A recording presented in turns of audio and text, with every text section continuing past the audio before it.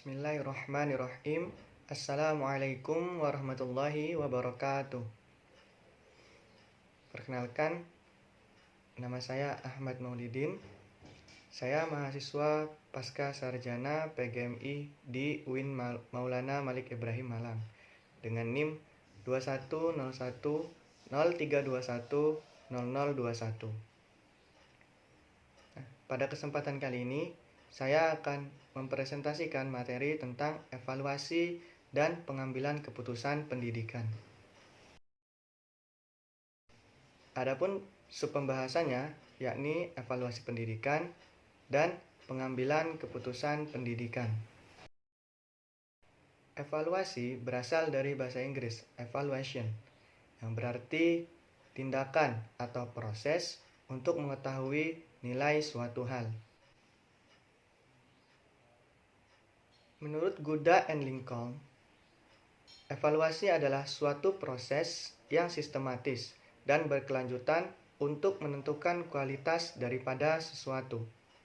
Sementara evaluasi pendidikan adalah tindakan atau proses untuk menentukan nilai segala sesuatu dalam dunia pendidikan atau segala sesuatu yang ada hubungannya dengan dunia pendidikan.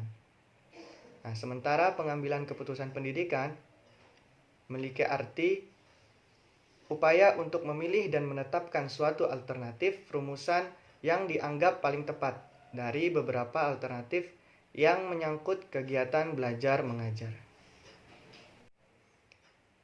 Dalam evaluasi terdapat tujuan dan prinsip.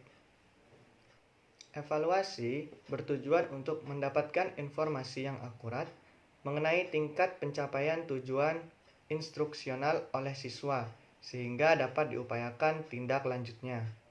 Sementara prinsip evaluasi itu digambarkan seperti triangulation, yakni terdapat KBM, tujuan, dan evaluasi yang saling berhubungan satu sama lainnya.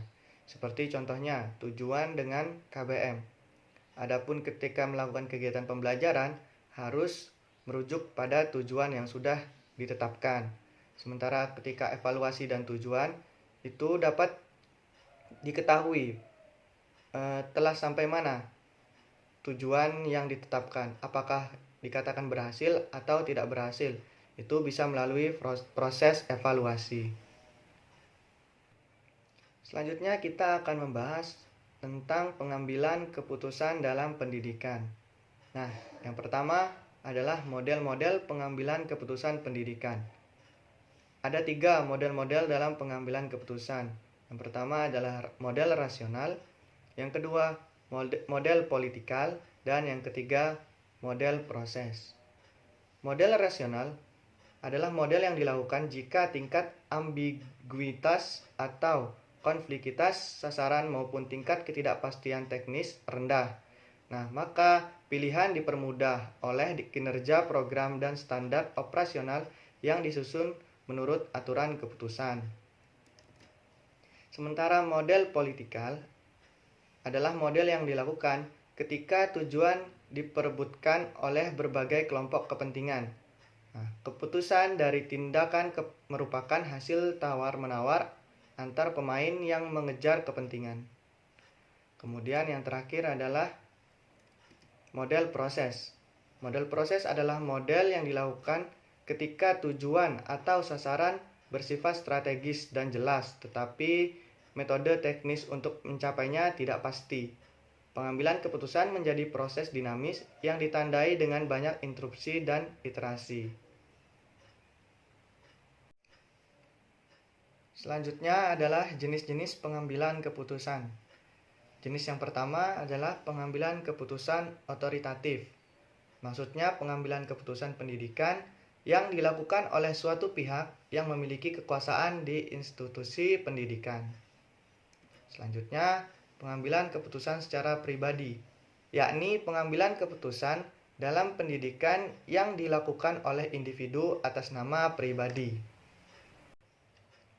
Adapun tahap-tahap dalam pengambilan keputusan, yang pertama adalah penyelidikan, yang kedua perancangan, dan yang ketiga pemilihan. Penyelidikan adalah Tahap yang dilakukan dengan mempelajari lingkungan terhadap kondisi yang memerlukan keputusan. Kemudian perancangan. Pada tahap ini dilakukan pendaftaran, pengembangan, penganalisisan, arah tindakan yang mungkin dilakukan. Kemudian pemilihan.